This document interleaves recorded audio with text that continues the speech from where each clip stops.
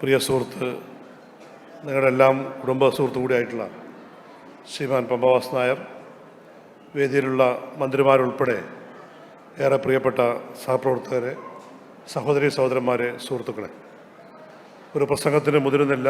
ഏറെ വൈകിയാണ് നമ്മുടെ ഈ പരിപാടി മുന്നോട്ട് പോകുന്നത്. നിരവധി പരിപാടികൾ പങ്കെടുക്കാനുള്ള ആളുകളുള്ള ഈ വേദിയിൽ ഒരു സംസാരം ഞാൻ ഒട്ടും നീട്ടിക്കൊണ്ടു പോകുന്നില്ല.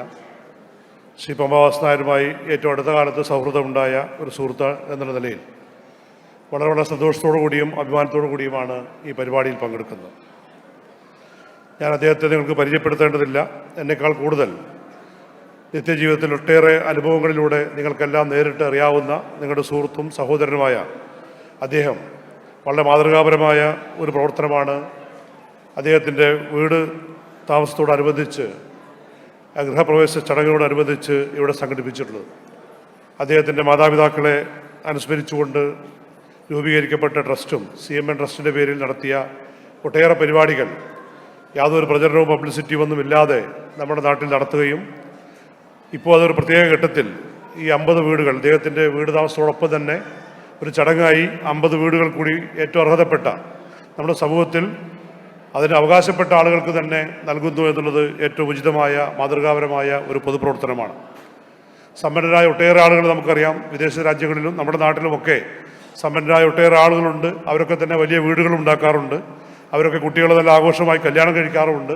അതൊക്കെ അവരുടെ മാത്രം സ്വന്തം കാര്യമായി ചുരുങ്ങുമ്പോൾ ആ സ്വന്തം കാര്യത്തോടൊപ്പം ചുറ്റുപാടുമുള്ള ആളുകളുടെ കാര്യം കൂടി ചിന്തിക്കാൻ സന്മനസ് കാണിക്കുന്നു എന്നുള്ളത് അദ്ദേഹത്തിന് കുടുംബപരമായി ലഭിച്ച അദ്ദേഹത്തിൻ്റെ സ്വഭാവത്തിലെ ഏറ്റവും പ്രധാനപ്പെട്ട സവിശേഷതയായി നമ്മൾ കാണുകയാണ്.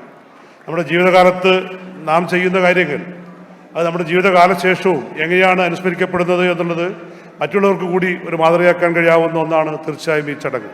അതുകൊണ്ട് ഇതൊരു പബ്ലിസിറ്റിയായി നമ്മളിതിനെ കാണേണ്ടതില്ല.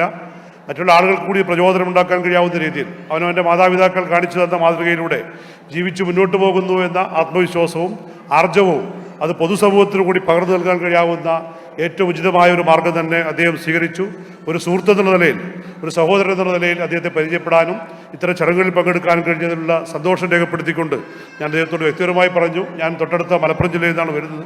ഈ വീടിൻ്റെ പദ്ധതി ഞങ്ങളുടെ പ്രദേശങ്ങളിലൊക്കെ കൂടി വ്യാപിപ്പിച്ചാൽ പൊതുപ്രവർത്തനം എന്നുള്ളതിൽ ഞങ്ങൾക്ക് കൂടി സന്തോഷമായിരിക്കും. അത്തരം പരിപാടികൾ കൂടി ഇനിയുള്ള നാളുകളിൽ തയ്യാറാകണമെന്നുള്ള വിനീതമായ വ്യക്തിപരമായ ഒരു അഭ്യർത്ഥന കൂടി പങ്കുവെച്ചുകൊണ്ട് നിങ്ങൾക്കെല്ലാവർക്കും ഹൃദയപൂർവ്വം ആശംസകളും സന്തോഷങ്ങളും അറിയിച്ചുകൊണ്ട് ഞാൻ അവസാനിപ്പിക്കുന്നു. നന്ദി, നമസ്കാരം.